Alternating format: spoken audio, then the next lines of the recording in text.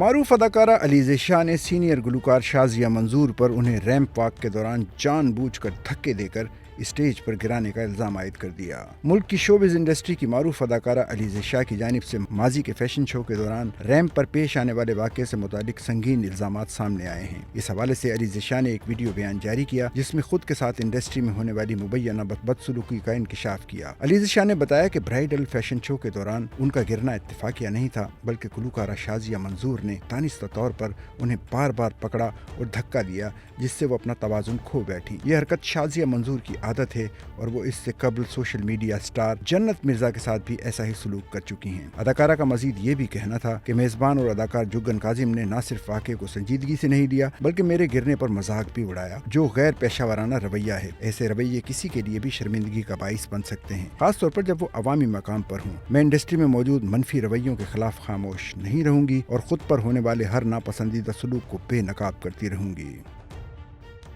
Sachal news net work کی videos میں خوش آمدید۔ ناظرین، ویڈیو سے متعلق اپنی قیمتی رائے کا اظہار کمنٹ باکس میں ضرور کریں اور چینل کو سبسکرائب کریں۔